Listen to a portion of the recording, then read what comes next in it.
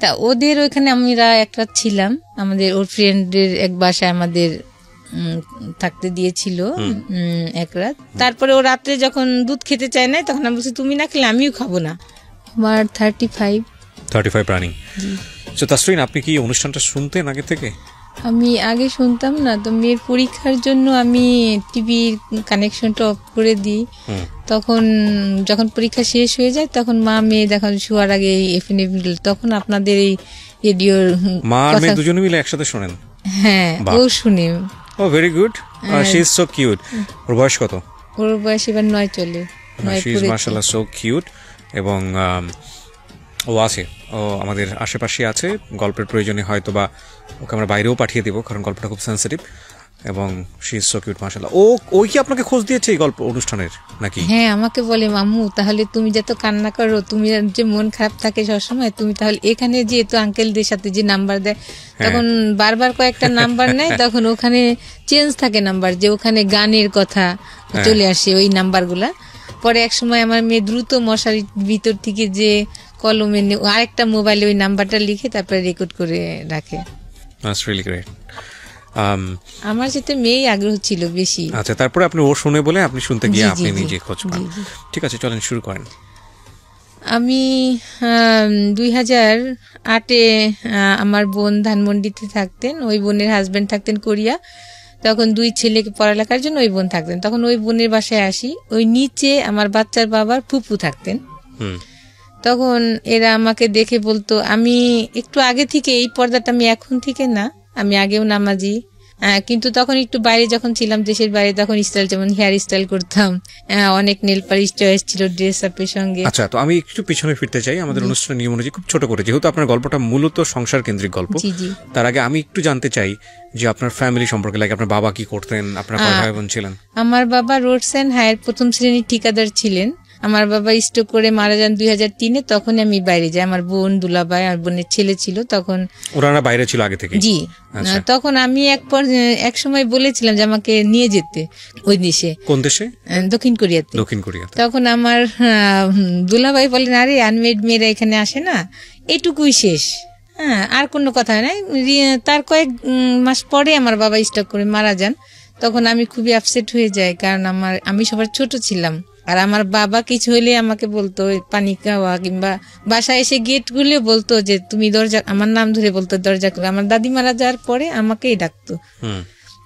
দেখা যায় ভাইরাও অনেক কি করতো, আমার বোনরাও আবদার করলে, সবার ছোট ছিলাম, দেখা যায় বাবা ঈদে আলাদা দিয়েছে, বোনরা আলাদা দিয়েছে, ভাইও আলাদা দিয়েছে। এইভাবে আবার 3 ভাইয়ের বেতনের টাকাও মাঝে মাঝে আমার কাছে রাখতো, কারো টাকা চোপার নিচে রাখতাম, কারো আলমারিতে রাখতাম। দেখা যায় বাবা, কিন্তু আমি কখনোই, আমার একটা অভ্যাস ছিল, টাকা আমি নষ্ট করতাম না এখনো, না হলে এই ঢাকাতে আমি ধানমন্ডিতে টিকে থাকতে পারতাম না। যে বোন যেটা দিচ্ছে সেটা আমি আজকে 7 বছর চলে এভাবে চলি। আমার বোনও বলে যে আসলে ও সংসার জীবনে অনেক। ঠিক আছে, বুঝতে পেরেছি আপনার পরিবার সম্পর্কে। কয় ভাই বোন আপনারা? আমরা 3 ভাই 6 বোন। 3 ভাই 6 বোন।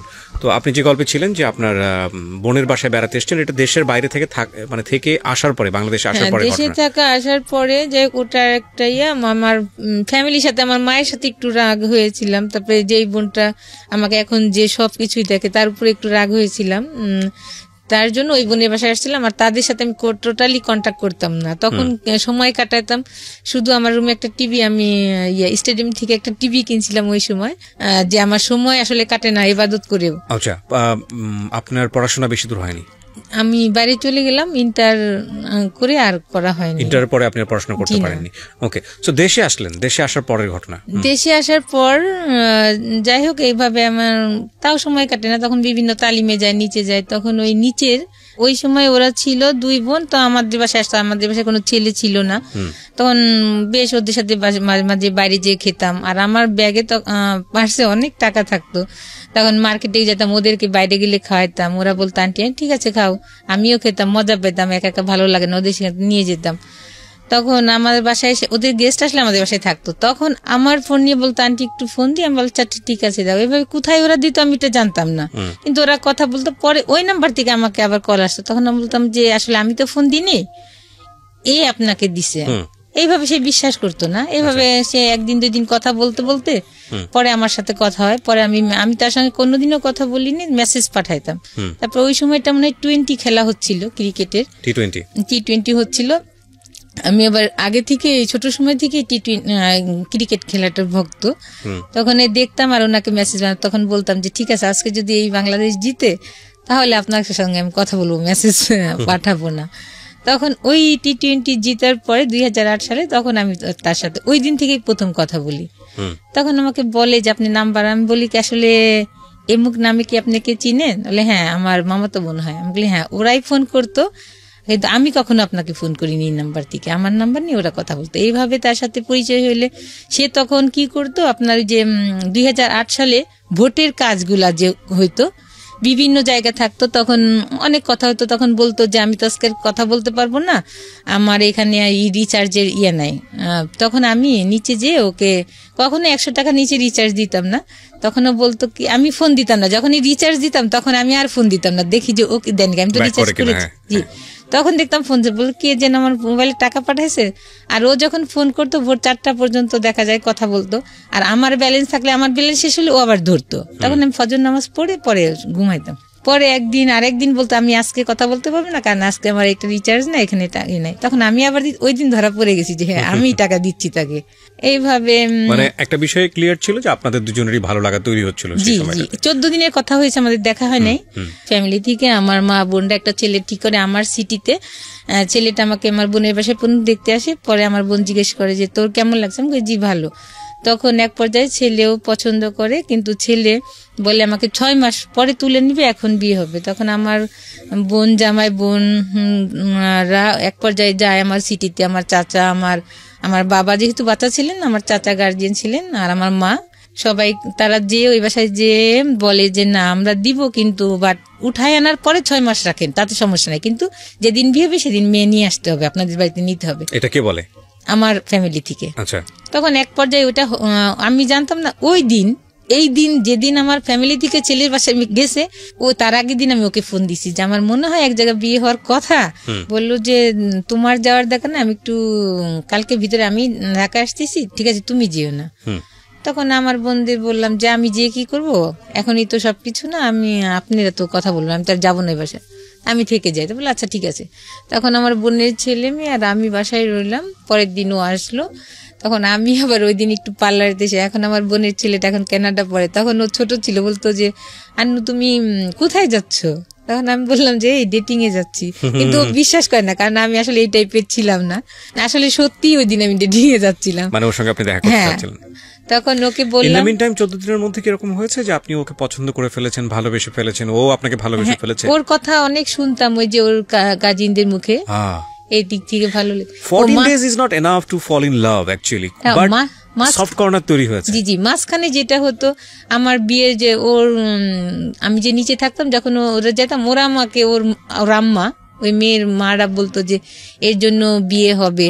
আমার যে আমার যার সাথে বিয়ে নেক্সট ডে হলো, তার যে চাচা, তাকে বলতো যে ওনার জন্য একটা ছেলে দেখো। তাই উনি আমার বলতো যে যার মুখই দেখলাম না তাকে বিয়ে কিভাবে ঠিক করবো। হ্যাঁ, তখন ও আসার পরে আমি তো তখন আমার 10,000 টাকার একটা ঈদে নিয়েছিলাম, ওই সময় 10,000 টাকার একটা 3 পিস, অনেক কাজ করা বাইরের ড্রেসটা ছিল, ওটা পরে গেছি। তারপরে অনেক সাজছিও পার্লারে যে, তারপরে এখন ও গুড়ি গুড়ি বৃষ্টি হচ্ছিল, তা আমি রিক্সায় বসা। তার আগে কথাটা ওকে বলতাম যে আপনি যে আমাকে, আমি তো সুন্দর না, আমাকে যে পছন্দ হবে কিভাবে বুঝবো? তখন বলবে তোমাকে যে আমি পছন্দ করলে ঠিক আছে তোমাকে আমি কিস দিব একটা। হ্যাঁ, কিন্তু আমি একটু বিশ্বাস করি নাই, জাস্ট যাই হোক। তখন আমি ওকে ফোন দিই, তখন দেখি যে ছেলে ফোন উঠায়, তখন আমি বুঝি এই হবে, অনেক লম্বা, ও 5 ফিট 10। তখন ও ফোনটা উঠায়, তখন আমি বলি আমি এই রিক্সায় আছি পিছন থেকে। তখন ও আসে, রিক্সায় বসেই প্রথমে আমাকে কিস দেয়। তখন আমি মানে কি কথা বলবো না কি করবো, আসলে হারাই ফেলি তখনকার ইয়েগুলা। তখন আমি রিক্সাওয়ালাকে বলি কি যে মামা আমি কোথায় যাবো, ওই সময় আসলে কোনো মাথায় আসছিল। তখন আমি বলি মামা আপনি ধানমন্ডি পার্কে যান, ঘুরি ঘুরি বৃষ্টি হচ্ছে, ওটা মাথায় খেয়াল করি নাই। তারপরে গেলাম, ওখানেই জাস্ট 1 ঘন্টা কথা হয়েছে। তখন এই কথাগুলো বললাম, শেয়ার করলাম। তখন ও বললো ঠিক আছে কোনো সমস্যা নেই, আমি বিয়ে করবো তোমাকে, আমার দেশে যেতে হবে না, ওই ছেলেকে বিয়ে করতে হবে না। তখন আমি বললাম কি করতো ছেলেটা তখন? জানতাম যে ও তো ইঞ্জিনিয়ার, কিন্তু ওই কাজটা তখন ও করে, ভোটার আইডি কার্ডের কাজটা, হ্যাঁ কাজ করে। তারপরে কি হলো বললাম, তখন বললো কি চলো একটু মার্কেটিং। তখন তো আমার কাছে আসলে অত টাকা ছিল না, তখন আমি ওর জন্য একটা মেরুন পাঞ্জাবি দিয়ে কাজ করা পাকিস্তানি। 14 দিনের মধ্যে এত দূর চলে গেলেন আপনারা? ওই যে আমার বিয়ে ঠিক হয়েছে দেখে ও আসছি ঢাকাতে। ঠিক আছে, বাট আমি দেখি নাই। আপনাকে তো দেখতে আসতেছে, বিয়ে তো ঠিক হয়নি তখন। ওই জন্য ও যখন কথা হলো তখনই বললো যে না তোমার ওখানে যেতে হবে না, আমি তোমাকে বিয়ে করবো। তারপরে আমি বললাম যে আপনি যে বিয়ে করবেন ঠিক আছে, আপনি তো আত্মীয় আছে তাহলে এখানে, তাদেরকে বলেন। বলে না তাদেরকে বলা যাবে না। আমি কই আপনার বাবা মা না, কি না তাও বলা যাবে না। মানে আপনি ওকে ভালোবেসে ফেলেছেন, টু বি অনেস্ট? হ্যাঁ আসলে 14 দিন কথা হয়েছে। যাই হোক, এইগুলো কিন্তু পয়েন্ট, হ্যাঁ এগুলো খুব পয়েন্ট, এবং এগুলো আমাদের জীবনে প্রতিনিয়তই ঘটে। 14 দিন হয়েছে ওনার ক্ষেত্রে, কারো ক্ষেত্রে 1 ঘন্টা হয়ে যায়।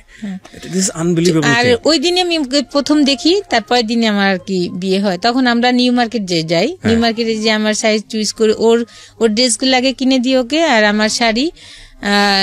পুরা টাকাটা হয় না, আমাদের যে টাকা ছিল শপিংটা হয় না করা। পরে আমি কিছু টাকা করে রেখে আসি, বলি আপনাকে এইভাবে আমি পাঠাই দেবো, দিয়ে যাবো এখন। পরে এসে আমার শাড়িটারিও কেনার পর আমার ব্লাউজ বানাই দিতে দেয়। আর আমরা বাইরে তখন খেলাম, দুজনে খেয়ে আমাকে আমার বাসার কাছেই নামাই দিয়ে চলে গেল। আপনারা দুজন সম্পর্কে জানতেন? ওই যে ফোনে যত কথা হয়েছে। মানে কি জানতেন? ওর পরিবার সম্পর্কে ডিটেইল জানতেন? হ্যাঁ জানতাম, কারণ ওর কাজিনরাই সবসময় বলতো। আচ্ছা, আমাকে আগে নিয়ে পরিবার সম্পর্কেও জানতো না? তেমন জানতো না আমার পরিবারের সঙ্গে।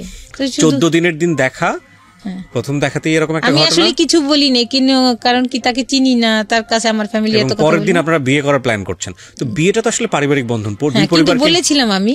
কিন্তু ও তখন একটা বলে যে না, যদি বিয়ে না হয়, তুমি যদি অন্য কোথাও বিয়ে করো তাহলে আমার কি হবে জানি না। তখন আমি ভাবলাম যে, আর আমি তখন ওই যে যখন ধান পার্কে গেলাম, ওকে আসলে মুখও দেখতে পারিনি, শুধু পায়ের দিকে তাকাইলাম। আসলে আমার পাটা অনেক সুন্দর না, আমার হাত সুন্দর কিন্তু, বাট ওর পাটা অনেক সুন্দর ছিল। আমি তখন পায়ের দিকে তাকাই থাকতাম, পা দেখে আরো না, আমি ওই নিচেই তাকাই আছি তো, পাই দেখতেছি শুধু, তার মুখের দিকে লজ্জা পাচ্ছি তাকাইতে। তখন শুধু পাই দেখতেছি, তখন বলছি যে পাটা যখন সুন্দর নিশ্চয়ই লোকটাও সুন্দর হবে, এমন। তখন যখন ও অন্যদিকে তাকাচ্ছে হয়তো বা তখন আর চোখে একটু দেখি, কিন্তু আমি এতই লজ্জা বোধ ছিল। কিন্তু তখন আমি অনেক ম্যাচিউরড মেয়ে, কিন্তু আমি লজ্জা পাচ্ছিলাম ওর দিকে তাকাইতে। ফোনে কথা হওয়ার দেখা অনেকটা একটু থাকে, ব্যতিক্রম থাকে। তখন যখন ফেস টু ফেস কথা কই তখন লজ্জা ছিল, কিন্তু ওকে আমি অনেক টাইম ওর মুখের দিকে তাকাইতে পারিনি। যাই হোক, এক পর্যায়ে তখন ও মার্কেটে নিয়ে যায় এগুলা কিনা হয়, তখন আমি ওর ওই কাজিনের মায়ের কাছ থেকে আমি টাকাগুলা নিই। তখন আমার ব্যাংকে যাওয়ার ছিল না, পরে ওখান থেকে 6,000 টাকা নিয়ে আমি আরো মার্কেটের ওখানে দোকানটা দিয়ে আপনারা নিজেরা শপিং করেছেন। পরে ও আমাকে রেখে গাজীপুর এক ফ্রেন্ডের বাসায় যায়। আমি কালকে তুমি রেডি হয়ে থাকো, আমি তোমাকে নিতে আসবো। অনেক বৃষ্টি থাকে, এত বৃষ্টি, আমাকে ছিনজি করে নিতে আসে। ওই দিন আমি একটু সাজি যে আজকে যখন আমার একটা দিন, তখন সে যে ওর ওই ফুপুকে আমি সালাম করতে যাই, আমি বলি কি দোয়া করেন? বলে হ্যাঁ আপনার মনে আসা পূর্ণ হোক। কিন্তু সে জানছে না যে তারই আসলে ভাইয়ের ছেলে। যাই হোক, পরে ওখানে অনেক ওরা অ্যারেঞ্জমেন্ট করে, গাজীপুর সালতা আমার বিয়ে হয়। বিয়ে হলে বিয়ে ছিল ওর ফ্রেন্ডরাই ছিল, আমার কেউ ছিল না আমার পক্ষে। তখন এক পর্যায়ে কাবিনের টাকা বেশি লিখেছে, 4 লাখ টাকা কাবিন হয় দেখে। একটা বিষয় খুবই খেয়াল করার মতো, সেটা হচ্ছে ঘটনার যদি একদম 2 লাইনে সাম আপ করি, উনি যাকে বিয়ে করলেন ওনাদের নিচ তলার ভাড়াটিয়া, যার সঙ্গে ওনার একটা সম্পর্ক ছিল, এই অর্থে 2 বোনের সঙ্গে উনি বাইরে মাঝে মাঝে আউটিং করতেন। তারা ওনার ফোন ব্যবহার করে যে ভদ্রলোককে উনি বিয়ে করলেন তাকে ফোন দিত। তো এইভাবে আসলে ওনার সঙ্গে কথোপকথন একটা পর্যায়ে, এবং 14 দিন কথোপকথন যেটা হয়েছে যে উনি অনেক বেশি লোনলি ছিল। ইতিমধ্যে উনি বাড়ি থেকে রাগ করে ওনার বোনের বাসায় আছেন, ওই সময়টাতে উনি টাইম পাস করছেন, বিভিন্ন রকমের কথাবার্তা বলতো ওই ভদ্রলোকের সঙ্গে।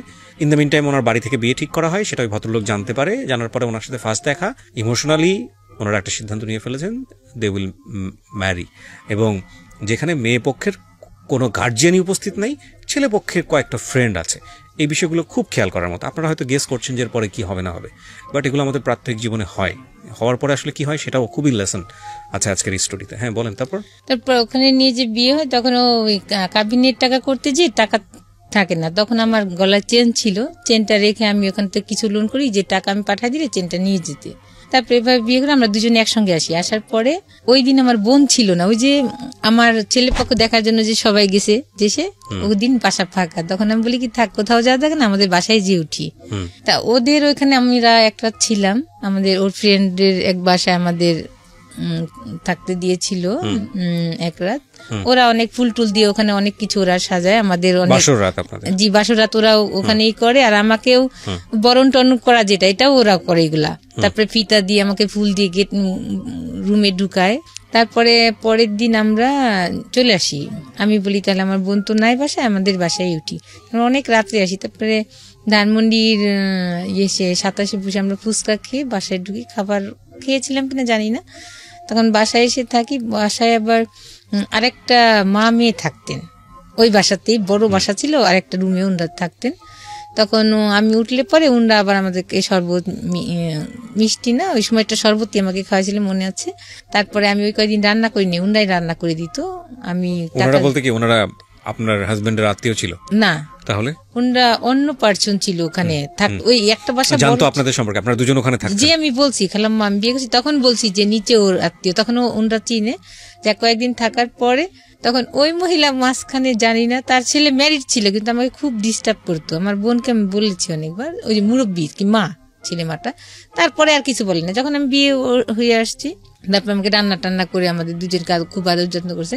মাঝে যে নিচে ওর ফুপুকে যে আবার উনি এইগুলা করছে আমি জানি না। পরে উপরে আছে, তখন আমাদের রুম বাইরে থেকে তালা দেওয়া যে ওরা নাই, কিন্তু উনি কি বলছে যে ওরা ভিতরে আছে। এখন আমাদের দুইজনের তো অনেক ওয়াশরুম চাপছে কিন্তু বেরোইতে পারছি না। ওরা যাচ্ছে না 12টার পর্যন্ত এই বাসাতেই, ওরা মা মেয়ে ওর কাজিন ওর ফুপু ওরা বাসাতে। তখন এক পর্যায়ে ওরা আর কতক্ষণ থাকবে, তখন ওরা নিচে যায়। তখন আমরা ওই 12টার সময় আমরা বের হয়ে ওয়াশরুমে যাই। যে পরে আমি কেন জানি আমার মনে হয় আমি একটু রেডি হয়ে বাইরে যাই। পরে ওই বিয়ের শাড়িটা আমি পরি, ও পাঞ্জাবি পরে দুজনে পরে। পরে আমি বলি কি ওনার যে মেয়েটা থাকতো, যে আমাদের সাথেই আরেকটা যে ইয়ে থাকতো খালাম্মা, ওনার মেয়েটা, আমি বলি কি আপা আমরা একটু বাড়িতে ঘুরে আসি। কেন জানি আমার মাথায় আল্লাহর তরফ থেকেই হয়তো বা, কারণ নাহলে ওইখানে গ্যাঞ্জাম হতো পরের দিন। পরে আমার বোনের বাসায় যাই, বলি আমি সরাসরি উঠে, যে ওকে আবার বলি নাই যে আমি আমার বোনের বাসায় যাই, চলো রিক্সা নিয়ে যাই। আপনারা উঠেছেন কোথায়? আমার ওই যে আরেকটা বোন যে ছিল, যে বোনটা কোরিয়া থাকতো, ওর না আপনি বিয়ে করে উঠলেন কোথায়? ওই বাসাটাই, নিজের বোনের বাসাতে? জি। ওই বোন জানতো যে আপনারা বিয়ে করে এসেছেন? না, ওই বোন তো ওই যে বললাম না বাসায় ছিল না, যে আমার জন্য ছেলে দেখতে গেছিল সবাই দেশে। মানে ওই বাড়িতে আপনার আত্মীয় স্বজন কেউ ছিল না যেখানে উঠেছেন? বোনের ছেলে, একটা ছেলেকে নিয়ে গিয়ে আপনি উঠতেছেন বাসায়, মানুষজন সন্দেহ করবে না? না, তখন ওই যে ওই খালাম্মারা ছিল, বলছি আমি যে বিয়ে করছি আমি। খালাম্মা বলতে কোন খালাম্মা এটা? মানে আমার বোন, ওখানে তো বড় ফ্ল্যাট ছিল, দেখা যায় একটা রুমে ওই খালাম্মা তার মেয়ে ছিল, খালাম্মার হাজবেন্ড ছিল। এই খালাম্মাটা কি ধরনের খালাম্মা? ওই বাসায় থাকতো আমরা, যে আর কি আপনাদের সাথে ভাড়া থাকতো? হ্যাঁ জি জি। আচ্ছা, ভাড়াটিয়া ছিল। তার আমার বোনরা তো সবাই মিট হয়ে গেল আমাদের বাড়িতে ওই ছেলে দেখার জন্য। ওই ফাঁকে তো আমি এটা খারাপ কাজটা করেই ফেললাম। যাই হোক, তখন বাসায় উঠি, তখন উনাকে আমার তো বলাই লাগবে, আমি বাসার ভিতরে আসছি একটা ছেলে নিয়ে, এটা আমি বলবো না। তারপরে আমি 2 দিন না 3 দিনের মাথায় পরে আমার ওই বোনের বাসায় আমি যেয়ে উঠলাম। রাত তখন 12টা 12:30 বাজে, বললাম যে আমি বিয়ে করছি। তখন আর কিছুই বলে না, আমার বোন হাসলো, কারণ আমি তখন ম্যাচিউরি ছিলাম। আর আমি মাঝে ওই যে একটা ব্যাপারে ভাই বোনদের উপর রাগ হয়ে বিয়েই বসতে চাইনি, বলছি বিয়ের কথা শুনতেই পারতাম না। যাই হোক, তারপরে বিয়ে করার পরে এখন পর্যায়ে তো তারা জানছে। পরে ওরা যে ভিতরে সব আমার শ্বশুরকে ফোন করে বলছে চাচা শ্বশুর, আমি জানি না এগুলা। পরে আমাদেরকে ফোন না, আমি ড্রেস নিতে আসি বাসায়, আমার বোনের বাসায় আমি থাকি। আমার বোন বলে কি যাওয়া দেখা নাই, ওখানে কে রান্না বাড়া তোর দিবে, তোর এখানেই থাক। পরে আমি ড্রেস আনতে যাই, ওর ড্রেস, পরে ওর শু আর ড্রেস আমি ব্যাগে নিয়ে আসতে, তখন দেখি যে ওর ফুপু তো বোন তালা দিয়ে রাখে গেটের, মেন যে গেট নিচে কেচি গেট। কি ব্যাপার তালাকে? ওদের বাসায় বলি আপনি চাবি দেন তালাকে। ওদের বাসায় যাওয়ার পর ওরাও বাসা থেকে তালা দিই, কি ব্যাপার? তখন আমাকে ওদের বাসায় আটকানোর পরে ফোন দিলে আমি ফোন দিই, আমার বোন আমার দুলাভাই যায়, কিন্তু ও যায় না গেলে ওখানে প্রথম দেখি ওর বড় চাচাকে, আর আরেক চাচা, 2 চাচা আসছে। পরে 3-4 ঘন্টা আমাকে আজে বাজে কথা বলছে ওর ফুপু। এর মাঝে বলে আমাকে, ওই সময়টা আমি শুনি, ওর চাচারাও বলে যে এই ছেলে তো ভালো না, তুমি যে বিয়ে করছো না জেনে, ওর তো একটা ছেলের সাথেও অ্যাফেয়ার ছিল। তখন বলে ওরা, ওই সময়টাকে আমাকে বলে যে একটা ছেলের সাথে অ্যাফেয়ার ছিল, ওই ছেলের জন্যই ও গলায় দড়ি নিতে চাইছে, কেরোসিন গায়ে ঢেলে ও আত্মহত্যা করতে চাইছে। আমি এর কোনো কিছুই বলি না, কিন্তু ভিতরে বলি আল্লাহ এখন আমি কি করবো। তখন মেন লজ্জা পাচ্ছিলাম, ওখানে বোন জামাই ছিল। আমি যদি একা শুনতাম কথাগুলা আমি লজ্জা পেতাম না, কিন্তু কষ্ট পেতাম, কিন্তু আমি মনে হচ্ছিল কি আল্লাহ মাটি, কিন্তু ওরা যে বকাবাজি করতেছে ওইগুলো আমার কানে যাচ্ছে না, আমি খালি এইগুলো আমার বোন দুলাভাই শুনতে। যাই হোক, তা আমি ওই সময় ফার্স্ট জানি এগুলো। এখন আমি কি করি, আমি না কিছুই বলি নাই, তখন আমার চাচা শ্বশুর আমাকে, যে উনি মারা গেছেন, উনি আমাকে একটা সার্টিফিকেট দিয়েছিলেন যে মেয়েকে একটা ধন্যবাদ, এত ঘন্টা দুই এত মানুষ এত কিছু বলছে, একটা কথাও সে বলে নাই। তখন আমাকে বললো তোমার মতামত কি? আমি বলি কি আসলে তো আমি একটা অন্যায় করে ফেলেছি, আমি এখন কি বলবো, এটা আমার, আমি বলেছি ওকে যে গার্জিয়ানকে ইয়া করতে, কিন্তু ও গার্জিয়ানের আপনাদের করে না। আমি বলছি আমার গার্জিয়ান নিয়ে, ওর গার্জিয়ান নিয়ে, কিন্তু ওইগুলা করেন। এক পর্যায়ে আমি বাধ্য হয়েছি ওর সঙ্গে বিয়ে বসতে। তখন আমার বোন সবকিছু মিলে দেখেন ওরা করে ফেলছে। তখন আমার বোন বললো ও তো ম্যাচিউর হয়েছে, ও যদি বিয়ে করে একটা খারাপ কাজ করে না, ও তো খারাপ কাজ করে না, ও তো এতদিন ধরে আপনাদের এখানে থাকে, আমার আরেক বোনও থাকে, তাই এর আগে কি কিছু খারাপ শুনেছেন? বলছে না। তাহলে কিভাবে খারাপ বলতেছেন? আমার বোন সে বিয়ে করছে, কোনো খারাপ কাজ করে নাই। সে যদি এর আগেও একটা অকারেন্স করতো তাহলে বললাম না আসলে আমি জানতাম না আমার বোন খারাপ, কিন্তু আপনারাই তো সার্টিফিকেট দিচ্ছেন যে এর আগে কিছু শুনেন নাই, আপনারাই ভালো বলছেন, এর আগেও বলছেন, আর আমি নিজেও জানি আমার বোন ভালো। যাই হোক, তখন এক পর্যায়ে আমার চাচা শ্বশুররা সার্টিফিকেট দেয়, আমার শ্বশুরের বলে যে না এরা ভদ্র ফ্যামিলি, এরা জব করে, সবাই শিক্ষিত, বাবা নাই মেয়ের, কিন্তু এরা ভগ্নিপতি দেখলাম এরাও খুব ভালো, কথাবার্তা বুঝে মনে হয়েছে। তখন আমার শ্বশুর ফোন দিল, ঠিক আছে ওদের এইভাবে আসা দরকার নেই, ওই দিনই ফোনে ওদের একটা অনুষ্ঠান করে নিয়ে আসবো, 3 তলায় আমি কমপ্লিট করি, টাইলস বসাই, তারপর ওদেরকে নিয়ে আসবো, ওরা যেন এমনি নাচ চলে আসে। যাক, এটাই ফাইনাল কথা। তখন আমি আমার বাসায় যেয়ে রইলাম এক পর্যায়ে। তারপরে মনে হয় এর 15 দিন পরেই আমার শ্বশুর দিন দিবে, বিয়ের দিন ডেট ঠিক হবে, ওই দিন আমার চাচা শ্বশুর যাবে বাসায়। আমার শ্বশুর আবার গ্রামের বাড়িতে গিয়েছিলেন, ওখান থেকে আসার সময় সে নৌকায় একটা নদী পার হইতে হয়, গ্রামের বাড়ি থেকে আসার সময় নৌকাতে উঠার আগেই সে মনে হয় ওয়াশরুম চাপে সাইডেই ওয়াশরুম করতে যে স্টক করে, ওয়াশরুম করতে যে সে উঠে সাথে সাথে সে স্টক পড়ে যায়। ওখান থেকে তাকে হাসপাতালে আনতে আনতে সে মারা যান। তখন আমাদের বিশ্বাস হয় না, তখন আমার ওই বড় চাচা শ্বশুর ফোন করেন যে তোমরা কি কিছু জানো? আমরা বলছি না। তখন ওকে বলে যে তাই তুই চলে আস। তখন আমার বোন বলে যে তাহলে তুই ওর সাথে যা, আমাকে বলে। তখন আমিও যাই, আমি মনে হয় যাই সঙ্গে, ওর যাই গেলে পরে ও বাড়িতে নেয় না আমাকে, ওর একটা স্যার ছিলেন, স্যারের বাসায় আমি থাকি টিটিসিতে, আর ও বাড়িতে যায়। ও বাড়িতে যাওয়ার পরে আমার দুলাভাই আবার যায় ওই দিনই, ওর সঙ্গে আমার দুলাভাই যায়। পরে গেলে আমার দুলাভাই ওই সময় মৃত বাড়ি গেলেও সে তার যে সামাজিকতা সেটা করে গেছিলেন, দাদি শাশুড়ি, নানি শাশুড়ি, আমার শাশুড়ির জন্য শাড়ি, এগুলা সব সে সামাজিকতা করে গেছেন। তখন তারা বলল যে দেখেন এখন তো এই পর্যায়ে অনুষ্ঠান করার আসলে মন মানসিকতা নাই, আর মানুষও একটা খারাপ বলবে, তাহলে আপনি ওকে, আমার বাচ্চার বাবার কথা বলে যে ওকে যে নিয়ে আসুক। এক পর্যায়ে আমাকে নিয়ে যায়, ও অনুষ্ঠান ছাড়াই নিয়ে যায়, গ্রামের বাড়িতে উঠায়, ওখানে ছোটখাটো অনুষ্ঠান হয়, তারপরে আমাকে শহরের বাড়িতে নিয়ে আসে। তারপর শাশুড়ি ওই বাড়িতেই থাকে, গ্রামে থাকে, শাশুড়ি আমার বোনরা আমাকে রেখে আসে শহরে। এক পর্যায়ে আমাকেই সব বহন করতে হয়, তাদের শুধু ঘরে চাল ছাড়া আর কিছু লবণও রাখে না, আর কলের পানি ছিল।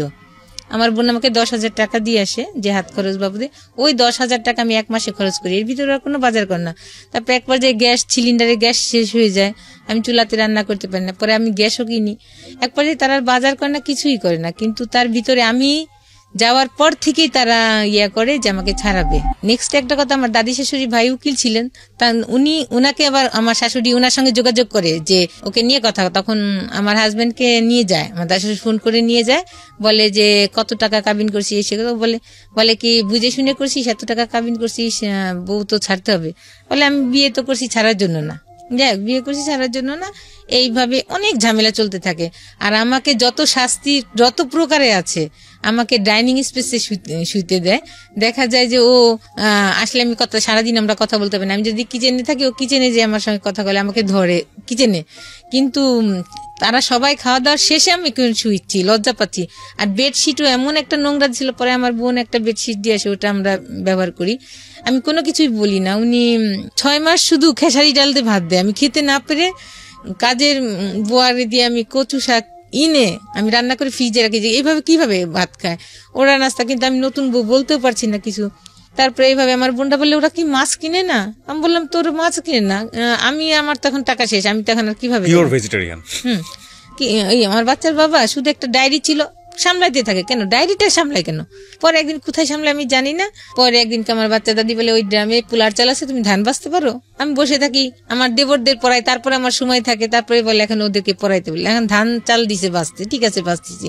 তখন ওখান থেকে চাল নিতে যেদিকে একটা ডায়েরি, এখন ডায়েরির পুরাটা আমি পড়ি, কোনো কিছুই পাই না। ওর স্কুলের সামনে যে দাঁড়ায় তার জন্য ওর আত্মহত্যা, এগুলা লেখা আছে, যে আমার মনে হয় আমি কেরোসিন গায়ে ডালে মারা যায়, আমি গলায় দড়ি নিই ফ্যানের সাথে, এগুলা লেখা আছে। বাট কোনো ক্লু পাই না যে এই ক্লুতে আমি বিশ্বাস করবো তার সাথে আসলে শারীরিক সম্পর্ক ছিল। পরে তার সাথে বলতে কার সাথে? ওই ছেলেটার সঙ্গে। যে আমি যখন শ্বশুর বাড়ি গেলাম আরো কম বেশি শুনছি এটা। শোনার পরে তারপরে আমি বিশ্বাস করি। ওই ডায়েরি শেষে যখন আমি এক জায়গাটা দেখি যে তোমার এই জায়গা যদি কোনো কেউ হাত দেয় তাহলে আমি অনেক কষ্ট পাবো, তখন বলি হ্যাঁ। সে যখন তার আগে আমি ডায়েরি পুরাটা পড়ছি, কোনো কুলু না পেয়ে ওই কথাটা যখন, তখন আমার আর কিছু লাগে নাই যে হ্যাঁ তার সাথে ছিল কিছু একটা, মানে এটা দুজনই ছেলে সম্পর্কই ছিল। হ্যাঁ কিছু একটা ছিল, সবাই বলছে, ওর মা সবাই জানে, ফ্যামিলি জানে, কারণ একই রুমে থাকতো দীর্ঘদিন। This is the very important thing. আমি কেন বারবার বলি এই গল্পটা কমন, মানে এই গল্পের প্রেক্ষাপটে আমি যে কথাগুলো বলবো সেগুলো কমন, খুবই কমন। বারবার বলি, প্রতিবার বলি, বিয়ে একটা পারিবারিক বন্ধন। বিয়েটা কখনোই ভেরি শর্ট টাইমে, ইট ইজ নট ফ্যান্টাসি বস, এগুলো ফ্যান্টাসি না, বিয়ে জিনিসটা ফ্যান্টাসি না। বিয়েটা দুটো মানুষের মধ্যে হয় না, দুটো পরিবারের মধ্যে হয়, অ্যাকচুয়ালি তাই। এবং ভালো করে একটা মানুষকে না জেনে, না বুঝে, না শুনে কখনোই এই সিদ্ধান্তটা নেওয়া উচিত না এবং উচিত না। কারণ বিয়েটা মানেই দায় মুক্তি না, বিয়েটা মানেই দায় সারা না। বিয়ে হয়ে যাওয়া মানেই হচ্ছে যে সবকিছু শেষ হয়ে গেল, তা না। বিয়ে হয়ে যাওয়া মানে হচ্ছে সবকিছু শুরু। এবং এই ভুলগুলো আসলে আমরা ইমোশনালি যে কত বড় স্কেলে করি, আনথিঙ্কেবল। বলেন তারপর। কিন্তু ও যে এই ধরনের আসলে বোঝা। আপনি পেলেন, তারপরে কি করলেন? পেলে পরে তখন এর আগের কথাটা বলি, ওই যে যখন অনেক রাতে আমি ওই ডিসিশন নিয়েছিলাম প্রথম দিনে, ওর চাচারা যখন মিট হলো ঢাকাতে, আমি যাওয়ার আগে শ্বশুরবাড়ি, বলছিলাম যে না ওকে আমি ছেড়ে দিব, কিন্তু ও সারা রাত আমার এই দুই পা ধরে বসেছিল। আপনি ওকে জিজ্ঞেস করেছিলেন যে তোমার সম্পর্কে কোনো শুনেছি এটা ঠিক কিনা? তবে এগুলা মিথ্যা। তাহলে আমি বলে কি করে বিশ্বাস করি, কি তুমি কি করলে আমি বিশ্বাস করি? আমি কি কোনোদিন যদি আপনার কিছু শুনি তোমার, তাহলে আমি ইয়া করব।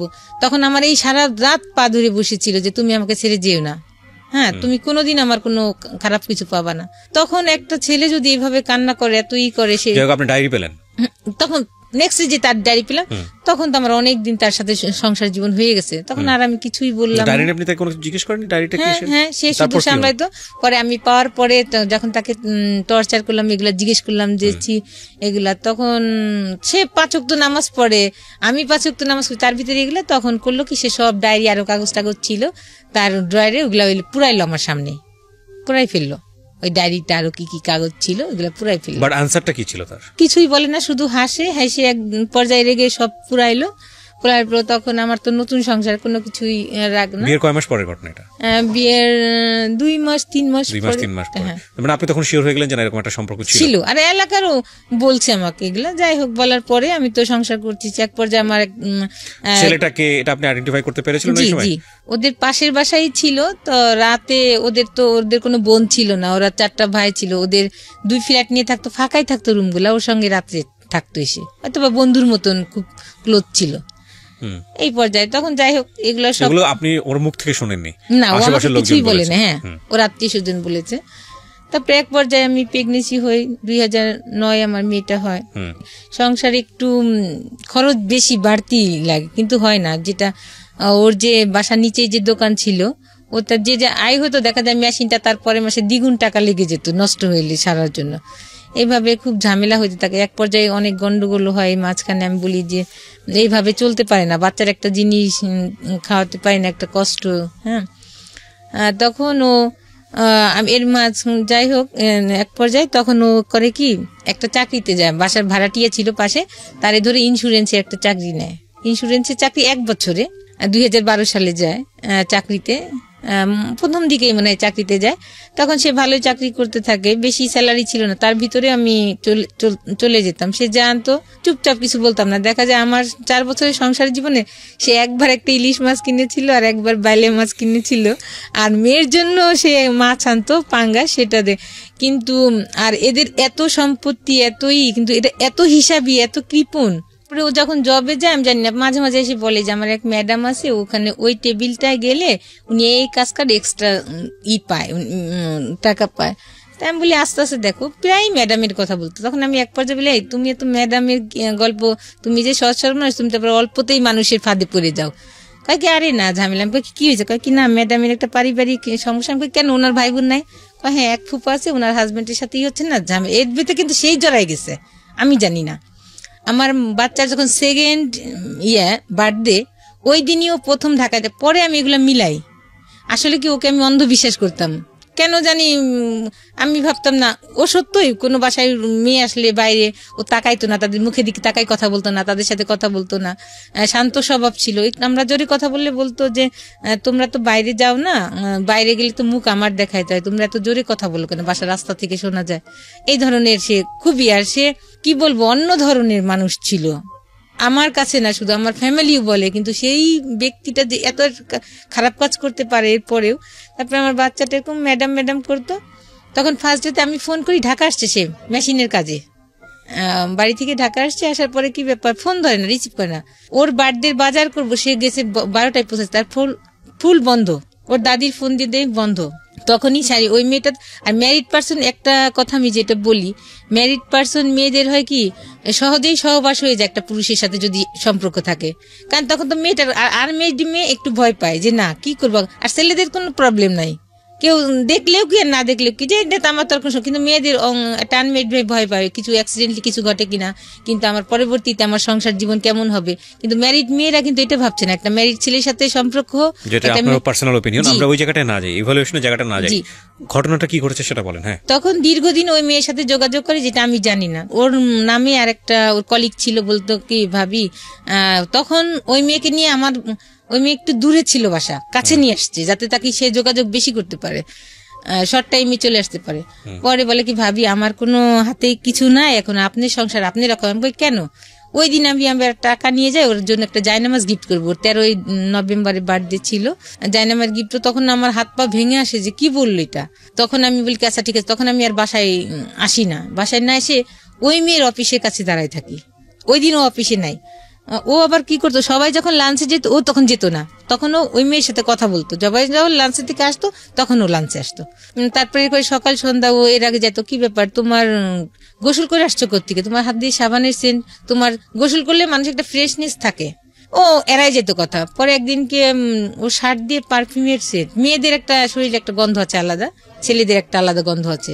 তখন বল কি তোমার শার্ট দিয়েছে মেয়েদের গন্ধ কেন? ও হাসি উড়ে দেয়। সকালে একদিনকে আরেকদিন বাইরে গেছে, আমি নাস্তা বানাইনি, ও হাতে মাংসের গন্ধ। কি ব্যাপার, তুমি তো বাসাতে কিছু খেয়ে গেলাম, তোমার হাতে গন্ধ কেন মাংসের? ও হেসে উড়াই দেয়। এইগুলা করতেছে আর উড়াই দিচ্ছে।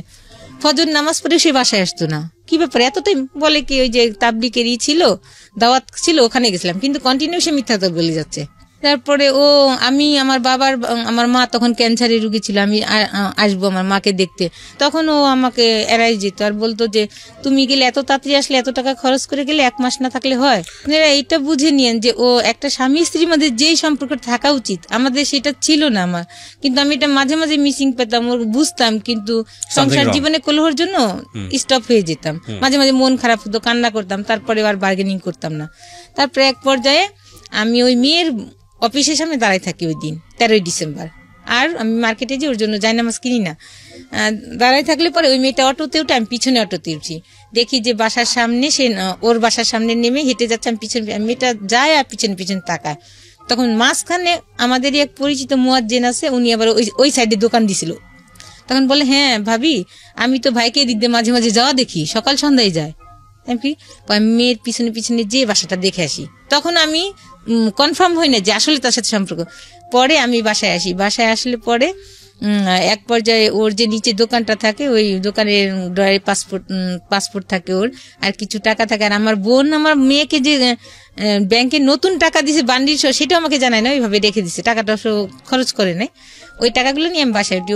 ও অফিস থেকে বাসায় এসে দেখে ড্রয়ার ভাঙায়, আমাকে অনেক সার্চ করে, আমি কিছুই কথা বলি না, তখন ও বাসা থেকে চলে যায়। তখন আমি এক ভাড়াটিয়াকে বলি যে মামি, আমি একটু এই ঘটনা, আপনি আমার সাথে একটু চলেন।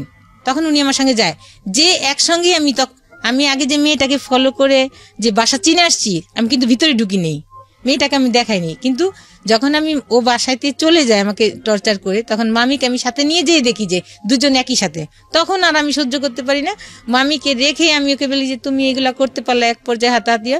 তখন ওই মেয়েকে আমি গায়ে দিই যে এই, তার আগে আমি ওই মেয়েকে সাবধান করে আসছিলাম যে আমার একটা বাচ্চা আছে, এর আগে যে আমি যে আপনি আমার সংসারটা নষ্ট করেন, ওকে আমি ভালোবেসে বিয়ে করছি ওকে, আপনিও আমার সংসারটা নষ্ট করেন। বলে কি আপা আপনি কি বলেন এগুলা? তখন আমাকে নাস্তার সাথে, আমি কিছুই খাইনি না খেয়ে, যাই হোক এই পর্যায়ে চলে এসে আর কথা বলি না। তখন ওই মেয়েটাকে আমি ইচ্ছা মতো মারি দিই যে তুই তো জানতি যে আমার একটা বাচ্চা ছিল, তোকে না আমি অ্যালার্ট করে দিয়ে আসছিলাম যে আমার সংসার ভাঙিস না, আমার একটা মেয়ে আছে। আর সে এই পর্যায়ে এইগুলা হয়ে যাওয়ার পরে, অকারেন্স হওয়ার পরে তার বাড়ি থেকে ভাই মারি। ও তখন ওই মেয়েটা কি করে, আমি এক পর্যায়ে করি, বাড়িওয়ালা বলে ঠিক আছে আপনি বৈধ, আপনি ওর প্রথম স্ত্রী, আপনি পুলিশ আনেন। তখন আমি সত্যি থানায় আমার বোনদের ফোন করি। আমার বোনদের এক পর্যায়েও ফোন দেয় যে আপনার বোনকে আর আমার রাখা সম্ভব না। তখন আমার বোন আমাকে ফোন দেয়, তখন বলে কি ঠিক আছে তুই যা, পুলিশ নিয়ে। পুলিশ আনার মাত্র তখন দেখি যে মেয়ে নিয়ে ও অলরেডি ওর বাড়িতে চলে গেছে, ওই মেয়ে নিয়ে, ওই বাসায় নাই, মেয়ে নাই। তখন পুলিশকে নিয়ে আমি আমার শ্বশুরবাড়িতে উঠি। উঠার পরে প্রতিবেশী যারা আছে তারা আসে, তারা টাকাটুকু দিয়ে পুলিশকে সলিউশন করে দেয়, ওই মেয়ে থাকে। এক পর্যায়ে দেখি কি আমার বাচ্চার দাদি তার রুমে নিয়ে ওই মেয়েকে উঠাইছে। তার মানে সে যদি প্রশ্রয় না দিত, তার ছেলে কিন্তু আরেকটা কথা, সেখানে প্রশ্রয় অপ্রশ্রয়ের বিষয় না, ইভালুয়েশনটা আসলে আমাদের যারা শুনছেন দর্শক তারাই মূল্যায়ন করবে। ঘটনা আপনার লাইফে যেটা ঘটেছে আপনি সেটা বলে যান। তারপরে ওখানে উঠায়, তারপরে এক পর্যায়ে কথা হয়, তখন ওই মেয়েকে ওই রাতে রাখে ওদের বাসায়, আর আমরা তো দোতলায় থাকি। কিন্তু সে এর মাঝে সে করতো কি, বাথরুমে যে মেসেজ পাঠাইতো, কথা না, বাসায় যতটুকু বেশি কথা না বলতে পারলে বাথরুমে যে মেসেজ পাঠাইতো। পরে আমার গার্জিয়ানরা গেল, অনেক টর্চার করলো, তুমি এই ধরনের কাজ করতো, সব জায়গায় কি তোমার সাথে শুধুই মেয়ের দেখা, আর কারোর সাথে দেখা না? বলে হ্যাঁ আমি তো অফিসে করি না, তুমি অফিসিয়াল কাজ, তার বাসায় বাড়িতে যেত না। ওই ঈদের কথাটা মিসিং হয়ে গেছে। সে করছে কি আমাদের বাসায় রেখে সে ওই মেয়ের বাড়িতে গেছে। প্রশ্নের উত্তর দেন। সেটা হচ্ছে আপনি যেটা বললেন যে মেয়েটাকে ছেলেটাকে আপনি একসাথে পেয়েছেন, পুলিশ নিয়ে আসছেন, তারপরে বিষয়টা কি মীমাংসা হলো আপনাদের মধ্যে? মীমাংসা কি ছিল? মীমাংসাটা ছিল আপনার সঙ্গে থাকবে আপনার হাজবেন্ড না বলে না, আমি এমনি গেছিলাম, আমি তাকে বিয়ে কিছু করি। মীমাংসাটা কি ছিল, রেজাল্টটা কি ছিল? আপনার সঙ্গে রয়েছে, হ্যাঁ আপনার সঙ্গে থাকবে, আপনি সেটা মেনে নিলেন? হ্যাঁ মেনে নিলেন। তার মানে সে ওই মেয়ের সঙ্গে যোগাযোগ করবে না। এরপরে ঘটনা সামনে দিকে, আমি আমার ফ্ল্যাটে, আমি থাকতাম দোতলায়, ওরা আমার শাশুড়ি থাকতো তিনতলায়। তখন ওরা চলে, মেয়েকে আমার শাশুড়ি রেখে দিলে, সকালবেলা পাঠাইলো। যাই হোক অফিসে আরো মানুষজন, অনেক ঝামেলা হইলো। এরপর যে আবার করলো কি, সে এর মাঝে তো অনেক ঝামেলা গেছে, অনেক কিছু হয়েছে। আমার মামা শ্বশুরের সবাই আসছে, সবাই আমাকে ভোট করছে যে এই বউ, আমরা যতক্ষণ যদি কারেন্ট না থাকে, এ হাত দিয়ে কোন দিক দিয়ে যা রান্না করতেছে, খাবারও দিচ্ছে, আর হাতের পাখা নামতেছে না। সে আবার কি করলো, ওই মেয়েকে এক পর্যায়ে, এর মধ্যে তো অনেক ঝামেলা চলতেছে, ঝামেলা প্রায়ই হয়। সে কথা বলে, আমি ঝামেলা করি। সে দেখা যায় যে নিচে আমি টিউবওয়েলে পানি খেতাম, সে আনতে যেয়ে সে কথা বলতেছে। সে আসলে পানি কলসিটা টিউবওয়েলে ওখানে রেখে, আমি তো বউ মানুষ, আমি নিচে যাব না খাবারের পানি আনতে, সেই আনতো। তখন সে নিচে যাচ্ছে, হাতিমালি কলেজের মাঠে যে সে কথা বলতেছে, মাঝখানে যে তখন মেয়ের গলায় বটি ধরছি, সত্য কথা বল, কার সাথে কথা বলছিস, না এই যে জব দিব তোর মেয়েকে। তারপরে বললে পরে সে বলে যে হ্যাঁ তুমি বটি নামাও, আমি সত্যি কথা বলতেছি। বললে পরে বলে যে ওর সাথে কথা বলতেছিলাম, কিন্তু আমার দরকার ছিল কথা। আমাকে দরকার তাহলে ঘরে বসে বলতা, আমার সামনে বলতাম, আমি তো কিছু বলতাম না। কিন্তু কন্টিনিউ সে মেয়ের সাথে চালাই যাচ্ছে। আবার কি করছে, যেই বাসায় যে গন্ডগোল হলো, সে কি করছে, ওই বাসা দেখে মেয়েকে আরেকটা বাসা নিছে। তখন আমার তো একটা বাচ্চা আছে, ওকে আমার সঙ্গে নিয়ে যেতে হয়। তখন আমার বেবিটা 3 বছর। তখন ওর মা বলে কি, ছেলেকে অ্যালার্ট করে দেয় যে তোর বউ কিন্তু গেছে, তুই সাবধান থাকিস। ও আর ওই পথে যায় না। আমি দেখি দূতের দাঁড়াইছি যে অটোতে উঠবে, কিন্তু অটোতে উঠে না, যে আমি ধরা পড়বে। তাই এক পর্যায়ে সে অতিষ্ঠ হয়ে, আমি যে তাকে সবসময় চোখে চোখে রাখতেছি, এগুলো সে অতিষ্ঠ হয়ে যায়। তখন কি করে, এক পর্যায়ে সে মেয়ে নিয়ে চলে যায়। বলে আমাকে বলে কি, আমি তো এই কয় তারিখে এসে যাবো, ঢাকাতে যাবো, আমার কাজ আছে। স্যার আমাকে, তার মাঝখানে আমি স্যারকে এবার ফোন দিছি, এমডি স্যারকে, স্যার ও কিন্তু ওই মেয়েকে নিয়ে যাবে, আপনি ছুটি দিবেন না। স্যার আমার আচ্ছা ঠিক আছে। তখন ওকে বলে যে তুমি তো আমার শুক্রবারেও কাজ আছে, তুমি যাইতে পারবে না, বৃহস্পতিবার লঞ্চে উঠবে। কিন্তু এক পর্যায়ে যাই, বাসায় এসে এটা বলে কিছু বলি। তখন ও যেদিন নাকি ফাইনালি যাবে টাকা পয়সা নিয়ে, সেদিন আমি তো জানতেছি, আমি আবার কাছে কি 2টা আমার বাচ্চার কাপড়গুলা আমি নিচে একটা জায়গায় রাখছি যাতে কেউ না দেখে। ও যাবে, আমি এক পাশে যাবো পাশ। তখন করে কি আমি এদিক দিয়ে নিজে অস্থির হয়ে যাচ্ছি যে ও আজকে চলে যাচ্ছে মেয়েটা নাকি, আর ওরও খারাপ লাগছে চলে যাচ্ছে, ও ভাত খেতে পারতেছে না, ও করছে কত ভাতের গুলো কত চিনি দিয়ে ঘাটে, ওরও খারাপ লাগছে চোখ মুখ। এদিক দিয়ে আমার মাথা ঘুরাচ্ছে, আমি মাথায় তেল পানি দিচ্ছি, কিন্তু ওকে বুঝতে দিচ্ছি না যে আমি বুঝছি। তখন আমি অনেকটা ছেলেকে লাগাই রাখছিলাম যে ও যখন যাবে ওর পিছ যাবে যে ও কাকে নিয়ে যায়। পরে হ্যাঁ ওই যায় লঞ্চে দেখে যে 2টা মহিলা, একটা মহিলার বাচ্চা কোলে আর একটা মহিলা বসে আছে চাদর পিছে। পরে তখন আমাকে আবার বলে যে দেখবো আজকে কে আগে ফোন দেয়, যে আগে ফোন দেয় সেই বুঝবো ভালোবাসে বেশি। আমি তো আচ্ছা ঠিক আছে, আমি তোর ফোন দিই না। ও বলে দেখে কি দেখছো, আমি তোমাকে বেশি ভালোবাসি, আমি তোমাকে আগে ফোন দিলাম, তুমি তো ফোন দিলা না। ওর মার কাছে ফোন দেয়, ওরা কই বলে করে দে, তো দেখি না মানে পাশে বাসায় গেছে নাকি, জানে না সেও আমি যে লঞ্চ ঘাটে গেছি। পরে আমি লঞ্চ ঘাটে গেছি, তখন ওই ফোনটা রিসিভ করতে পারি না, গাড়ি শব্দ হয়ে দেখে আমি দূরে যেয়ে ফোনটা রিসিভ করি যে হ্যাঁ আমি বাসায় পাশে আসছি। পরে আমি যে করি কি, ও তো অনেক লম্বা, ও করছে কি মেয়েটা ওইদিকে মুখ করে বসা আর ও হলো মুখ করা বসা সিঁড়ির দিকে। আমি সিঁড়িতে উঠা মাত্রই ও দেখে ফেলছে, আর ও খুবই চতুর, এত চতুর যেটা আমি বোঝাইতে পারবো না, ভালো যেমন তেমন চতুর। ও আমাকে দেখে চট করে উঠে গেছে। আমি করছি কি তখন মেয়ে কোল থেকে নামাই দিছে। ও করছে কি মেয়ে নিয়ে যখন আসছে তখন আমি ওই মহিলা, তখন আমি বললাম যে বাচ্চা কোলে, ওর ওই মেয়েটা ওই মেয়ের ভাইয়ের বাচ্চা কোলে। তখন আমি বললাম বাচ্চা নিয়ে কোথায় যাবে, আমি টার্গেট করিনি, বাচ্চা আবার পরে দিবে। তখন আমি ওর ভাবির পাশে আসি, ওই মেয়ে ততক্ষণে করে কি ফোন করে ওর ছোট ভাইদের আইনে ওই বাচ্চা ওর ভাইয়ের বাচ্চাকে ওকে দিয়ে তারা দুজনে তার মাঝখানে আমার বাচ্চার বাবা আমার বাচ্চাকে ওর দাদির কাছে দিয়ে টাকা পয়সা নিয়ে মাইতে বলে দেয় যে তোরা বাঁচে যা। তখন ওরা বাসে চলে আসে। তখন তো আমার এমন পজিশন, তখন রাত্রে আমি রাত জেগে 2টা চিঠি লিখলাম, সারা রাত জেগে। আর যতক্ষণ চিঠি লিখছি ততক্ষণ শুধু আমার মেয়ের দিকেই আমি তাকাই কান্না করছি। আমার শাশুড়িকে, যে আমি 4 বছরে আপনার মন জোগাইতে পারিনি, কিন্তু আমার মা নাই, কিভাবে যে আপনার ভালোবাসা আমি পাবো আমি নিজেই জানি না, কি করলে আপনি আমাকে ভালোবাসতেন। যাই হোক, অনেক ব্যথা পাইছি, আপনার ছেলে সংসার করতে এসে অনেক কষ্ট দিয়েছেন। ও এক পর্যায়ে চলে এসে পরে আমি ঢাকাতে আসি ওকে খুঁজি, আমি কামরাঙ্গীর চরে যে খুঁজি ওকে, এইভাবে কি ঢাকাতে মানুষ খুঁজে পাওয়া যায়? পরে আমি বোনকে ফোন দিই, যখন দেখি নিজের পা চলে না, তখন আমার বোন বলে তুই এইভাবে কি মানুষ খুঁজে পাবি, বাসায় আস। বাসায় আসলে পরে আমার দুলাভাই আসে, সব শুনে পরের দিন আমার দুলাভাই আমাকে নিয়ে রওনা হয়। ওদের বাসায় গেলে পরে ওর খালু খালা আর ওদের আত্মীয় স্বজন বলতে ওর চাচা ছিল না, আর ফুপুদের কোনো এলাও ছিল না। আপনারা কোথায় খোঁজেন? আমি না খুঁজে পান না, তারপর কি করেন? খুঁজে যায়, ছবি দেখাই খুঁজি যে একে কি দেখছেন, ভাড়া থাকে একে দেখছেন, এভাবে করি না। আর আমার বোনটা বলে এভাবে তুই পাবি না, চল ওদের বাড়িতেই যাই। পরে আমার বোনটা তো জব করে, বন্ধুরা ভাই ছুটি নিয়ে তারপরে যায় আমাকে নিয়ে। পরে ওদের আত্মীয় স্বজন বলতো মামারা, খালি খালারা ছিল, ওদের ফেভারে কথা বলে, ওর মামাদের এত অ্যালাউ করতো না মামা। পরে আমি আমার বোনকে নিয়ে আবার ওদের বাড়িতে যাই। পরে এক পর্যায়ে আমি যাই না, আমার বোনের বাসায় থাকে। আমার বোন আবার ওদের থ্রেট করতে থাকে যে আমার বোনকে তোরা কোথায় গুম করছিস, বের কর, নাহলে তোদের নামে আমি কেস করবো। এক পর্যায়ে তাহলে ওর মা ফোন করে ছেলেকে বাড়িতে আনে। ও বাড়িতে আসার পর আমাকে একটা মেসেজ দেয়, তোমার সংসার তোমারই রয়েছে, আমি বাড়িতে ফিরে এসেছি, তুমি আসো। পরে আমার বোনটা আমাকে নিয়ে যায়, সকালে আমরা পৌঁছানোর পরে এক পর্যায়ে অনেক আমাদের আত্মীয় স্বজনও যায়, ওইখানে পরিচিত সবাই, আমার দুলাভাইয়ের যারা সার্কেল ছিল তাদেরকে নেওয়া হয়। ওদের আত্মীয় স্বজন আসার পর অনেক গ্যাঞ্জাম হয়। এক পর্যায়ে ওরা আমাকে ছাড়ানোর জন্য টাকা পয়সাও রেডি করে রাখছে ওর মা, আমরা সেটা জানি না। তখন এক পর্যায়ে আমার দুলাভাই ওকে গায়ে হাত দিতে যায়, এত বড় বিয়াদব একটা বাচ্চা আছে যেখানে, সেইখানে আমি বলি কি ঠিক আছে। পরে আমি আমার এক আত্মীয় ছিল মুফতি, তখন আমি বলি ভাই ওই মেয়েকে কিভাবে ছাড়ানো যায়? তখন বললে যে কি একটা দোয়া ছিল, যিনি মুত্তাকিলা মুফাসসিল না কি বললে আমার নাম ধরে, তাছাড়া যত স্ত্রী থাকবে তালাক হয়ে যাবে।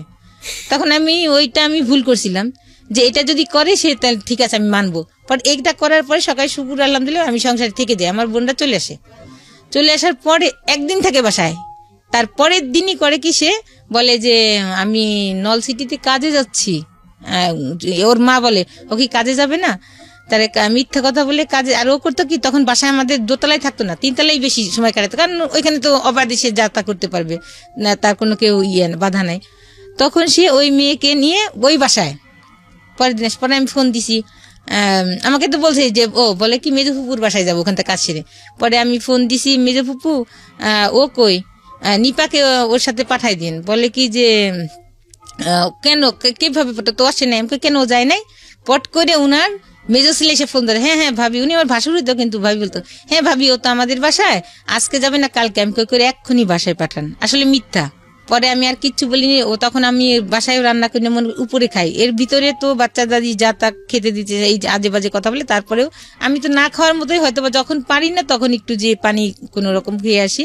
তারপরে করি কি, তখন আমার মাথায় আর কাজ করে না যে আর ওকে সময় দেওয়া যাবে না, ওর সংসার আমাকে আর সম্ভব না। তখন আমি বাইরে যে গ্লোভস কিনি হাতের, একটা কাগজ কাটে যে ধারালো ব্লেডের মতো নিয়ে আসে, ওই চাকুটা কিনি। প্ল্যান কি ছিল আপনার? প্ল্যান ছিল যে আমি যখন ওর সংসার করতে পারলাম, কোনো মেয়ে জানি সংসার করতে পারে না, এটাই আমার মাথায় ছিল যে ওরা একটা এমন ব্যবস্থা করবে যাতে ও আর কোনো মেয়ের জীবন নষ্ট করতে না পারে। তখন এক পর্যায়ে ও পরের দিন রাত্রে আসে, আমি তো রেডি হয়ে বসে আছি, আমি বাসায় রেডি থেকে ও বাসায় আসে। আসার পর উপরে দুজনে একসঙ্গে খাই। আমি কোনো কথা, অন্য দিন কিন্তু অনেক ঝামেলা করি কোথায় গেছিলেন, কিন্তু ওই দিন কোনো কথাই বলিনি। বাসায় আসার পরে আমার বাচ্চার দুধ ছিল, গুড়ি দুধ, ওটা আমি করি, আগেই ঘুমের ওষুধ আমি গুঁড়ি করে রাখি, রাখার পরে ওর দুধে মিলাই, ওর কাপটা আমারটা মিলাই না। তখন আমি বলি ও খেতে চায় না, করলে যে আপনার একটা ভয়ঙ্কর বিপদ হতে পারে, ওটা আমার তখন মাথায় কাজ করে নাই যে মানুষের এত যন্ত্রণা। শুনেন, একটা এর মাঝে অনেক কথা গেছে। শি ওয়াজ প্ল্যানিং লাইক ওর এমন একটা অবস্থা করে দেওয়া যাতে করে ও পরবর্তীতে অন্য কারো সংসার করতে না পারে। আপনারা বুঝে নেবেন আপনাদের জায়গাটা থেকে। এবং সেজন্য উনি একটা ধারালো ব্লেড কিনে নিয়ে এসছে, আরো অনেক কিছু কিনে নিয়ে এসছে। And she is planning like a pro বলতে আমি যেটা বোঝাচ্ছি যে প্রফেশনালরা যেভাবে প্ল্যান করে আর কি, ঘুমের ওষুধ টষুধ খাওয়ায়। And this is not the end, cause প্রত্যেকটা ঘটনার একটা ইফেক্ট থাকে। দেখেন কোথাকার জিনিস কোথায় গিয়ে দাঁড়িয়েছে। বলেন। এর মাঝে আমি অনেক ও বলে, আমরা জানি যে এই স্টোরিটা আসলে যদি আপনাকে ইলাবোরেটলি বলতে দেওয়া হয় এটা সারাদিন বলেও শেষ হবে না। এর মাঝে ওরা আত্মীয় স্বজন যাদের এই বোর মতো বোন, আমি অনেক পরিশ্রম করেছি, আমার জামা ছিঁড়ে গেছে কিন্তু আমি ওই বলছে জামা বানাইতে, আমি বানাই নি। মুছি সংসারে কয় বছরের সংসার আপনার? 4 বছরে। যে আলমারিটা হোক, এই খাটটা বানানোর পর আমি ড্রেস নিব। ওকে ঠিক আছে, আপনি তারপর কি করলেন? তারপরে ও রাতে যখন দুধ খেতে চায় না, তখন আমি বলছি তুমি না খেলে আমিও খাবো না। তখন এক পর্যায়ে দুধটা খায়, খাওয়ার পরে সে ঘুমে অনেক কথা বলি, কথা বলতে বলতে এক পর্যায়ে তখন আমি তার সাথে মিলন হতে চাই, কিন্তু ওই সময় ও সে হয় না। তখন আমি এক পর্যায়ে আমি দেখি তাকে, জাস্ট পরীক্ষা করেছে কি বলে, কিন্তু আমারও ইচ্ছা ছিল না। তারপরে এক পর্যায়ে সে ঘুমায় যায়। ঘুমায় গেলে আমার যে দরকারি জিনিসগুলো, আমার ক্যামেরা, আমার গোলগুলা, আমার পছন্দের শাড়ি, আমার মেয়ের ড্রেসগুলা, কিছু যেটা লাগবে আমি একটা চাদরের উপর ফেলে বাঁধি। আর আমার কিছু বাইরের কিছু ইলেকট্রিক জিনিস ছিল, ঘর মোছা মেশিন, ঘর ঝাড় দেওয়া মেশিন, আরো আমার প্রিয় জিনিসগুলা আমি করি কি, আমার ড্রয়িং রুমে খাট ছিল সামনে, আমি মেয়েটাকে আগে ওখানে শোয়াই যাতে আমি দ্রুত মেয়েকে নিয়ে চলে যেতে পারি। মেয়ের শীতের পোশাক পরাই ঘুম পাড়ায় রাখি, আর আমি আগে বোরকা পরে ফেলি। পরে বলে আমি নিয়ে তখন আমি মশারিটা নাই, আমার প্রিয় লেপ ছিল, আমার একদম পছন্দের অনেক দামি লেপ, মশারি আমার কাটা, আমি সব ওকে গায়ে দিয়ে আসছি কেন, যাতে ও শীতে কষ্ট না খায়, ওকে মশাই না কামড়ায়। কিন্তু কাজটা করছি খুব জিদে, কিন্তু আমি চাইনি যে ওকে একটা মশাইও কামড় দিই, কিন্তু আমি ক্ষতি করছি, কারণ যে আমার মনে যে ব্যথা, আপনি ঘুমের থাকার অবস্থায় কাজটা করি, তখন ও জেগে উঠে। তারপরে আমি ওটা জেগে ওঠার পরে কি করে, আপনাকে ধরে ফেলে না? ও চিৎকার করে না বেশি, যাই হোক। তখন সাথে সাথে আমি আমার ওইটা ছুরিটা আমার হাতে থাকে, আমার মেয়েকে আমি নিয়ে আসি। ওর মোবাইলটা আবার আমার কাছে ছিল, ওর মোবাইলটা আমি ড্রয়িং রুমে পড়ে যাই, আমার কাছ থেকে পড়ে গেলে আমি মেয়েটাকে, তখন আমার জুতাও পরার আমার ছিল না, মনে ছিল না, আমি নিয়ে চলে আসি। তখন অনেক শীত ছিল, 28শে ডিসেম্বর 12 সালের। তখন আমার মেয়েটাকে আমি বলি আম্মু কুকুর ডাকতেছে, আমি বলছি আম্মু। তখন আমি ওদের বাসায় চিল্লাপাল্লা শুরু হয়েছে, ওর মা চিৎকার করে কান্না করতেছে, তখন চিৎকার করে কান্না করতেছে সব, আমি তো দেখতেছি দূরে থেকে দেখা যাচ্ছে, মানুষ দেখা যায় না কিন্তু শব্দগুলো শোনা যাচ্ছে। তখন আমার মেয়েকে বলে আম্মু কুকুরে ডাকে, তুমি করো, আমাদের তো ধরে ফেলবে, তুমি কথা বলো না। ওকে আমি তখন খুব পারে, তখন আমার সামনে দিয়ে অ্যাম্বুলেন্সে নিয়ে যায়, অ্যাম্বুলেন্সে নিয়ে গেলে ওখানে কাজ করতে পারেন, ঢাকায় নিয়ে আসে। ঢাকায় নিয়ে আসলে অ্যাম্বুলেন্সে নিয়ে যায় মানে কি, এই ঘটনা ঘটার পর আমি দেখতেছি আমার সামনে দিয়ে নিয়ে যাচ্ছে, আমি তো সাইডে দাঁড়ানো, আমি তো ফ্যামিলি মেম্বার যারা ছিল তারা তো ওই বিল্ডিং এই ছিল, হ্যাঁ 3 তলায় থাকতো, ওরা তখন দোতলায় চলে আসছে, ওরা তো সবাই বুঝে গেছে যে আপনি কাজটা করছেন, সবাই আমি তো অলরেডি নাই, বাসায় নাই, তখন সবাই চলে আসছে। আমার তখন কোনো কিছুই নাই, যে because she doesn't have sense, ওই সময়টাতে সেন্স নাই। আমার এর ভিতরে অনেক কিছু গেছে, জানতে কি বলার না, সেন্সটা না থাকার পেছনে অনেক কথা আছে, এর মাঝখানে অনেক কথা গেছে। আমি অনেকবার সুইসাইড করতে চাইছি, যখনই আমি সুইসাইড করতে গেছি, ফ্যানের সাথে ঝুলতে গেছি, তখন আমার মেয়ের মুখ দেখছি আর বলছি যে শেষ ওকে দেখে যাই। যখনই দেখতে গেছি তখনই নেমে আসছি যে আমি যদি মারা যাই তাহলে আমার মেয়ের কিছু থাকবে না। আর শুনেন, বাবারা কষ্ট করেন না সন্তানের জন্য। আজকের এই গল্পটা যারা দেখছেন ভিডিও, তাদের শুধু একটা কথাই বলবো, যারা এরকম ডিসিশন নিতে যাচ্ছেন, এত শর্ট টাইমে পরিচয়, সেটা ছেলের দিকে হোক বা মেয়ের দিকে হোক, আজকের এই গল্পটা শুনে দেখে তওবা করেন।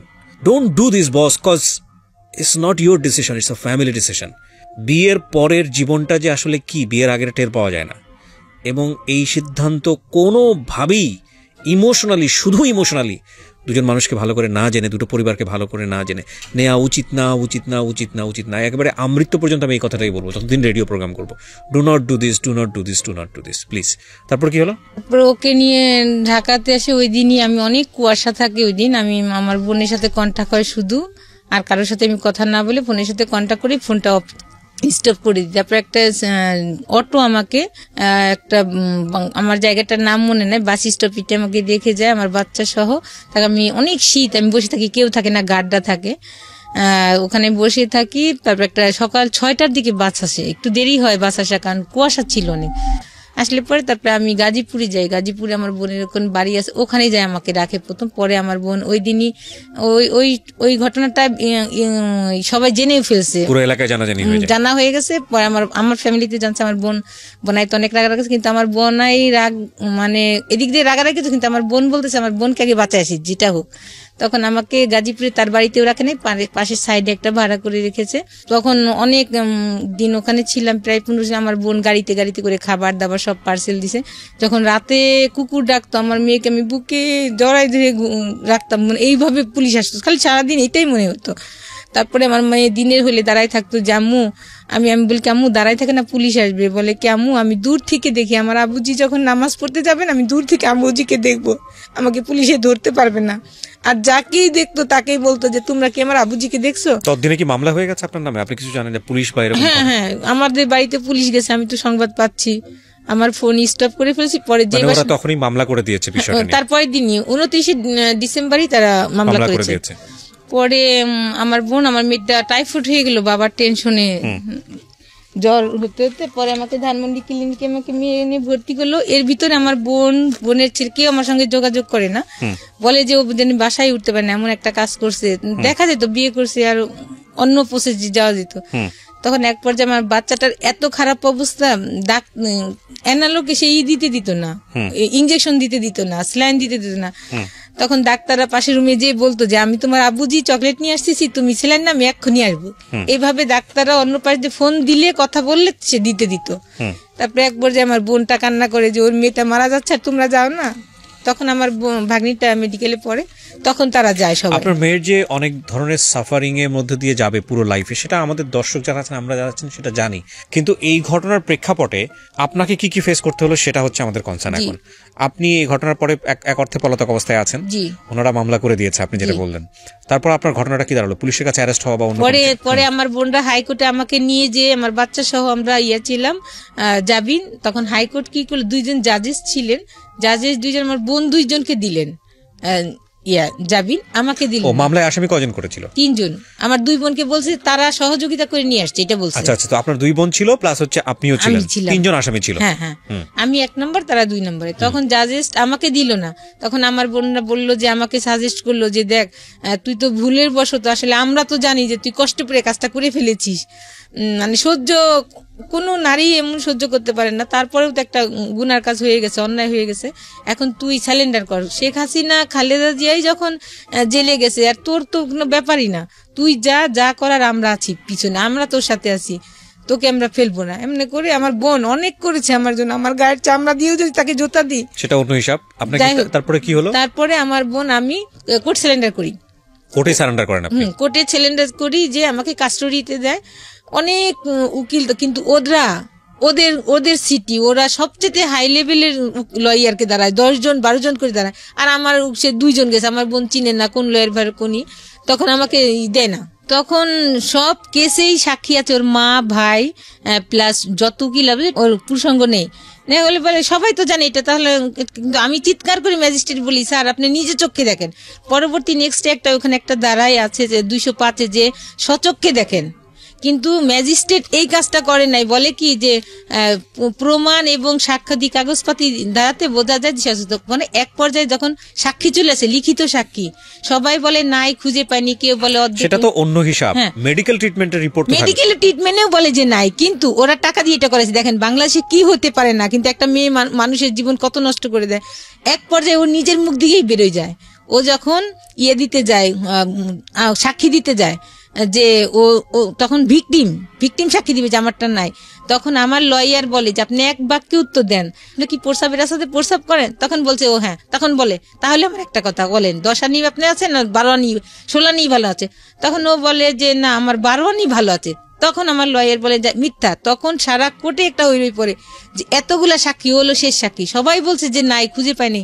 আর এত বছর 2 বছর অলরেডি, তখন 2-3 বছর চলে যায় কেসটার, 5 বছর ঘুরছে। আপনি জেল খাটেন কতদিন? আমি প্রথমে কাস্টডিতে আমাকে 9 মাস আমাকে জামিন দেয় নাই যে নাই, তখন আমাকে তো 9 মাস আপনি একটানা জেল খাটেন? হ্যাঁ। আচ্ছা, তারপরে আপনি বের হন, তারপরে এই প্রসিডিউরটা শুরু হয়? হ্যাঁ, বের হলে পরে 2 বছর ধরে এটা চলে? 3 বছর। তখন 5 বছরের মাথায় 2012-তে ঘটনা, কেসটা হয় শেষে একদম বছরের শেষে, কিন্তু 2017-তে রায় হয়, আমার 5 বছর সাজা হয়। ওই সময় আপনার লোয়ার কোর্টে 5 বছরের সাজা হয়ে যায়? জি, হইলে পরে তখন আমাকে ওইখানে আমার যে পরিচিত মানুষ, আমার ভাই বোন সবাই জব করেন, যার যার সংসার নিয়ে দৌড়াতে পারে না, তখন আমি ওইখানে পরিচিত যে ছিল, জেলের ভিতর যে পরিচয় হয়েছিল, ওরা তখন মাদকের ব্যবসা করতো, কিন্তু ওরা মানুষ ভালো ছিল, তাদের সাথে একটা আমার পরিচয় হয় ভিতরে। জীবনে কোনোদিন ভাবছেন জেল খাটবেন? না, কিন্তু আমি আসলে দেখি শুধু খারাপ মানুষই জানে, অনেক মানুষ ওইখানে কেউ আছে। 14 দিনের রেজাল্ট দেখেন, 14 দিন। বললাম না, আজকে যারা শুনতেছেন, this is not the first time. আমি আমার লাইফে এই রেডিও 13 বছর ধরে রেডিও ক্যারিয়ার আমার, আমি প্রায় 9 থেকে 10 বছর শুধু এই অনুষ্ঠানগুলোই করি, 9 to 10 ইয়ার্স। কত মানুষের জীবন গল্প যে আমি শুনেছি।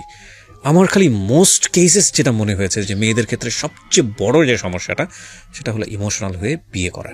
মানে এটা যে কি করতে পারে একটা লাইফকে। কত কেস যে আমি উপস্থাপন করেছি। আমি শুধু একটা কথাই বলতে চাই, মেয়েরা বেশি ভিকটিম হয়, বাট ছেলেরাও ভিকটিম হয়। Please do not do. প্রেম আসতে পারে, কিন্তু বিয়ের সিদ্ধান্তের জায়গাটা এরকমভাবে নিয়েন না, কজ জীবনটা যে কত কঠিন। My goodness. ভদ্রমহিলা আরো কি বলে শোনেন। হ্যাঁ, তারপর যেদিন সাজা হয় সেদিন ছিল বৃহস্পতিবার, আমি রবিবারে কোর্ট সিলিন্ডার করি, উনাদের কাছে টাকা পয়সা দিই যে 30,000 টাকা দিই যে আপনি আমাকে হাইকোর্ট করেন, বাকি টাকা আমি দিব। তারপরে 5 মাসের মাথায় আমাকে হাইকোর্টের থেকে জামিন দেয়। জজ কোর্টের থেকে আমাকে দেয় না, আমাকে তো মেট্রো কোর্টের সাজা হলো, জজ কোর্টেতে আমাকে দেয় নাই। কিন্তু আমি জজ কোর্টেতে কিন্তু 5 বছরের সাজা আমি জজ কোর্ট থেকে পেতাম, আমাকে দেয় নাই জামিন। পরে আমাকে হাইকোর্টের থেকে জামিন দিলে জজ কোর্ট থেকে আমি চলে আসি। পরে ওই সময় আমি যখন জেলে ছিলাম 5 মাস, ওই সময়টা আমার বাচ্চা পানিতে পড়ে গেছিল। তখন আমার বাচ্চা সাঁতার জানতো না, আছে আমার বাচ্চা এই পর্যায়ে থাকতো না। আমাদের একটা ভুলের কারণে একটা নারী হয়ে নারী সংসার এবং আমাদের সন্তানগুলো শেষ। আপনি বারবার নারীর কথা কেন বলছেন বলেন তো? আপনার যে জামাই, হ্যাঁ পুরুষ, আপনি তার কথা কেন? ওই নারী যদি না জেনে শুনে আসতো তাহলে আসতো না আমার কথাটা। এটা আপনার 100% ভুল ধারণা। এই চিন্তার জায়গা যদি আপনি ডেভেলপ না করেন, তাহলে হয়তো আপনার জীবনে আবারও ভুল হবে, আল্লাহ মাফ করুক। প্রথম কথা হচ্ছে যে আমার চারপাশে তো ভুল করার মতো অসংখ্য এলিমেন্ট আছে। তার মানে কি বিষয়টা এরকম যে আমি ভুল করব, কেউ একজন এসে আমাকে জোর করে ভুল করাচ্ছে? আমরা তো সবাই অ্যাডাল্ট। মেয়েটার দোষ দিয়ে লাভ কি? আপনার হাজবেন্ড তো থাকা অবস্থায় গেছে, যদি আপনার কথা সত্যি হয়ে থাকে দোষটা আপনার হাজবেন্ডের। আল্লাহ পাক আমার ইবাদত কবুল। আপনাদের ইন্টারনালি কোনো প্রবলেম ছিল কি না ছিল সেটা তো আপনারা ভালো জানেন, আল্লাহ ভালো জানেন। সেটা ওইটা নিয়ে আমরা বরং ওই মেয়েটাকে দোষ না দেই। মেয়েটা যদি দোষ থেকে থাকে তাহলে মেয়েটার চিন্তা করা উচিত ছিল যে হ্যাঁ, এই সংসারটা, একটা বাচ্চা আছে, এই সংসারটা টিকে থাকা উচিত। এটা আমি আপনার সাথে একমত। কিন্তু এটার মানে এরকম না, যদি আপনার হাজবেন্ডের স্বভাবই এটা হয়ে থাকে, তাহলে এই মেয়েটা না থাকলে আরেকটা মেয়েকে সে বেছে নিত। চলে আসছি, এই যে ক্লুটা ধরতে পারছেন। আমি তখন চিন্তা করলাম যে এই মেয়েটাকে আমি আত্মীয় স্বজন সব ঝামেলা করে ধরে কেস কাবাড়ি দিয়ে আমি একে বাদ করতে পারি, কিন্তু এই আবারও যাবে। আচ্ছা, আমি যে প্রসঙ্গে জানতে চাই, আপনাকে 5 বছরে যখন সাজাটা দেওয়া হলো, আপনি হাইকোর্টে মামলাটা নিয়ে গেলেন। হাইকোর্টে নিয়ে আমাকে জামিন দিল। এখন জামিনে আছি আমি। এখনো জামিনে আছেন? তার মানে মামলাটা এখনো চলছে এবং এটা কবে নাগাদ রেজাল্ট আসবে, কি হবে না হবে আপনি জানেন না? জানি না। এমন হতে পারে যে আপনার সাজা হয়ে যেতেও পারে। আমার বহাল রয়েছে। তখন আমি এইবার চাইছিলাম যে আমাকে পার্মানেন্ট জামিন দিতে, কিন্তু পার্মানেন্ট জামিন আপনাকে দেয় নাই। আমাকে 1 বছর দিয়েছে। 1 বছর। তার মানে এই মামলাটা কত বছর যাবত চলছে? 2012 সালের ডিসেম্বর, 29 ডিসেম্বর থেকে। আপনি আমাকে সহজ কথা এক লাইনে বলবেন, প্রত্যেকটা মোমেন্টে মনে হয় না যদি 5 বছরের সাজা হয়ে যায় কি হবে মেয়েটার? হ্যাঁ, সবসময় মনে হয়। তার মানে উনি বাইরে আছেন, কিন্তু আলটিমেটলি ভেতরে উনি, মনের ভিতর থেকে উনি জেলে আছেন। আরেকটা যেটা কথা বলি, আল্লাহ সত্যই সবার জন্য আছেন। আমি সবসময়, আমি 5 ওয়াক্ত না, আমি বেশিরভাগ ওখানে যখন থাকছি শুধু জায়নামাজি আমার কাজ। আমাকে সবাই বলতো যে কে খালি জায়নামাজি বসে থাকি। আপনিও তো মামলা করেছিলেন। হ্যাঁ, আমি নারী নির্যাতন এবং একটা আমার কাছে যৌতুক নিয়েছিল 2 লাখ টাকা আমার বাবা থেকে। সেটা ওই মামলা কি হয়েছে? ওরা চালাকি করে একসময় বলছিল আমাকে মাঝখানে যে তুমি কেসগুলো উঠাই নিয়ে আমরা কেস উঠাবো। তখন আমি মিসিং এই ভুলটা আমি করি। এখন ওর আত্মীয় স্বজন বলছিল, যখন ওরা যেটা বলাইছিল যে সে কেসগুলো উঠে কাগজপত্র নিয়ে এসুক, আমরা মাঝখানে আমি সব কেস উঠাইছি, কিন্তু তারা কেস উঠাবে না। তখন বলে আমার বোনটা গেছে, গাড়ি নিয়ে গেছে, আমাকে নিয়ে গেছে। আর তখন তারা বলে কি ওরা যদি ওরা ফোনই স্টপ করে বসে আছে, মানে কেস তোলার পরে কি আপনারা ধরা খেয়ে গেছে? হ্যাঁ, তখন আমি একটা পারিবারিক কেস এসে আবার দরখাস্ত করছি, যে তখন এটা উঠে নেই, দরখাস্ত দিচ্ছি যে নেক্সট তারিখে আসলে উঠবে। তখন শুধু ওই পারিবারিক কেসটা ছিল, আর যে আমার কাছে যৌতুক নিছে এগুলা আর উঠানো হয়ে গেছে। আচ্ছা, ডিভোর্সটাও হয়ে গেছে আপনাদের? জি, ডিভোর্স ওরা এই যে কিছুদিন আগে দিয়েছে। জি জি। This is really touchy story এবং সহ্য করার মতো না। উনি যে গল্পটা আজকে মুখ ঢেকে এখানে বলেছেন, ওনার গার্ডস ছিল পুরো সমাজকে ফেস করার, কিন্তু ওনার মেয়ের কথা চিন্তা করে উনি আজকে ফেসটা দেখান নাই। মেয়ের সামাজিকতা, মাশাআল্লাহ, she has a cute baby, বেঁচে থাকার একটা অবলম্বন তার কাছে আছে। কিন্তু জীবনে একটা ভুলের জন্য পুরো জীবনটা কোথায় চলে যায় আপনারা চিন্তা করে দেখেন। ওনাকে যে অত্যাচারটা করা হয়েছে, আমি যদি বলি যে হ্যাঁ অত্যাচার জীবনে আসতেই পারে, ঘটনা দুর্ঘটনা ঘটতেও পারে, উনি যদি ঠান্ডা মাথায় স্টেপটা নিত যে ঠিক আছে মামলা তো আমাকে করতে হবে, পুলিশের দ্বারস্থ আমার হতেই হবে, তো ঠিক আছে ও যে অন্যায় করছে সেটার জন্য নারী নির্যাতন মামলা করি বা এটা করি ওটা করি, ঠিক আছে, ওইখানেই কিন্তু সাজাটা এনাফ ছিল। কিন্তু উনি না করে নিজে এই ধরনের একটা কাজ করেছে জিঘাংসা থেকে, যে না আমার সংসার যেহেতু হলো না, ওরা এমন একটা ব্যবস্থা করে দিব যাতে করে ও অন্য কোনো মেয়ের কাছে যেতে না পারে। এবং সেটা সে করার স্টেপ নেওয়ার পরে ওনার লাইফটা পুরোটাই বিকলাঙ্গ হয়ে গেছে। শুধু এটা তো আপনারা পরিণতি দেখলেন, আমি একটা কথাই বলতে চাই যে এটা হয়তো 5 বছর জীবনটাকে একটা ব্র্যাকেটে ফেলে দিয়েছে, আসলে কি হবে না হবে উই ডোন্ট নো। কিন্তু আপনি একটা জিনিস চিন্তা করে দেখেন তো, যতদিন পৃথিবীতে বেঁচে থাকবে, ওনার সামাজিকতার জায়গাটা, ওনার ঘরে একটা মেয়ে